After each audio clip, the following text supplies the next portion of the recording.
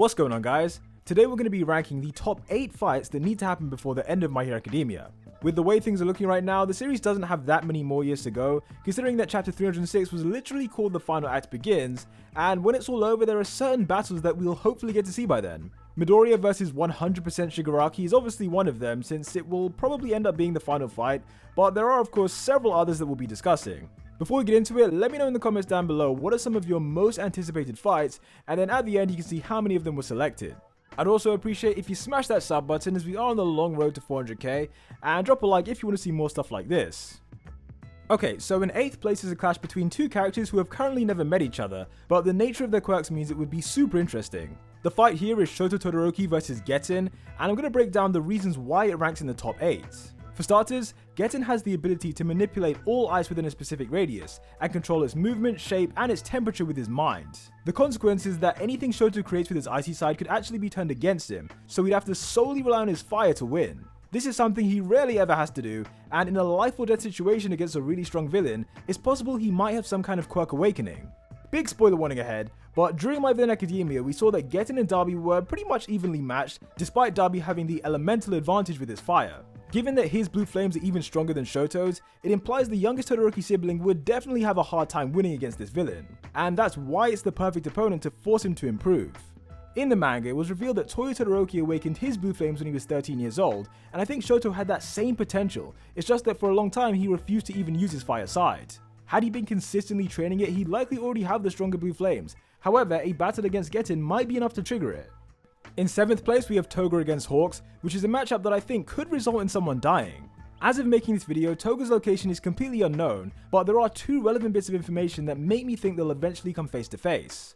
Number 1 is that she's still grieving the loss of Twice, who she knows was killed by Hawks, and number 2 is that her transformation quirk allows her to infiltrate the heroes and attack him at any moment. It's pretty clear to me that Toga would want revenge if possible, because not only did Hawks kill Twice, but he then justified doing it on live TV. There's no way she lets him get away with that, so it's fair to assume that at some point she'll transform into someone that Hawks trusts. Best Jeanist is a possible option, considering she might have stolen his blood back when his body was in possession of the villains, but then again I'm not sure she'd have the foresight to do that. Regardless of who she pretends to be, it has to be someone who can get close to Hawks, and then when she's in position she can stab him in the back in the same way he did to Twice. If this takes place, it would hands down be one of the most shocking moments in My Hero Academia history, and possibly could be the beginning of the end for the number 2 hero. Moving on to the next fight that needs to happen, this one is between Mr. Compress and Gentle, who both have very similar vibes. Since the beginning, Compress has always been a bit of a performer who likes to show off what he can do, while Gentle is exactly the same, with the one difference being he's a YouTuber as well. As a fellow content creator, I'd love to see him come back, and I am 100% certain it will happen in the near future. The reason I'm so sure is because back in chapter 305, we got a page that showed Muscular, Stain, Overhaul, and Team Gentle, and since then, literally all of them have made an appearance except these two.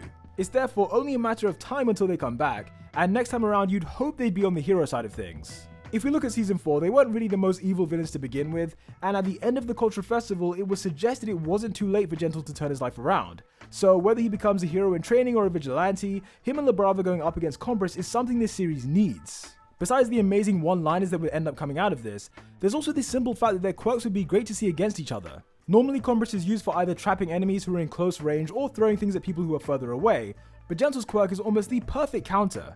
The elastic air he creates can be used to rebound whatever gets thrown at him, and it also prevents people from getting too close if he activates it in the right places. In this way, he has a solid defense against Compress, although it will still be difficult for him to actually win without getting close, and in doing so he might risk being turned into a marble. Midoriya vs Bakugo comes in at number 5, and this future rematch will hopefully take place after Deku has unlocked all his quirks. If we look back to the sports festival, Bakugo prefers to beat people when they're at their best because that way his victory will never be questioned, hence why he was severely pissed when Todoroki held back against him. For that same reason, he'd want Deku to go all out during any rematch they might have, so he can prove he's superior despite the big disadvantage. On paper, this matchup is no longer as fair as it used to be, obviously. However, Bakugo is confident that he can be the best with only one quirk, so if he thinks it's possible, then we have to acknowledge he might find a way to win. Next up is the battle of the gods that would be All For One versus Shigaraki, which is something that might happen sooner than we think. For most of his life, Tomura believed that AFO was a caring father figure that wanted him to be his successor, but as we found out during the war, that isn't exactly the case. All For One had instead been grooming Shigaraki to become a person so hateful that his hatred would override the will of One For All, and in the process enable it to be stolen. Being used like this is not something Shiggy had anticipated, and what makes it even worse is that his master now seemingly wants to steal his body for himself. If Tomura wants to survive, which he probably does, then his first step needs to be somehow defeating the AFO vestige in his head, and then killing the real All For One soon afterwards. A clash between these two is necessary if he's going to, move on and be the main villain, and in true Star Wars fashion, it's only natural that the student kills the master. In third place, we have a flashback to the original All Might vs AFO fight that occurred years before the first episode, and this encounter is the event that led to All For One needing Darth Vader style equipment to stay alive. Despite being so important, there's a lot we don't know about it, besides the possibility that Sir Naitai, Gran Torino, and possibly Dr. Garaki were all nearby. We still have no idea what quirks AFO had at the time, we have no idea where they fought, and we also don't know how All Might dealt the finishing blow.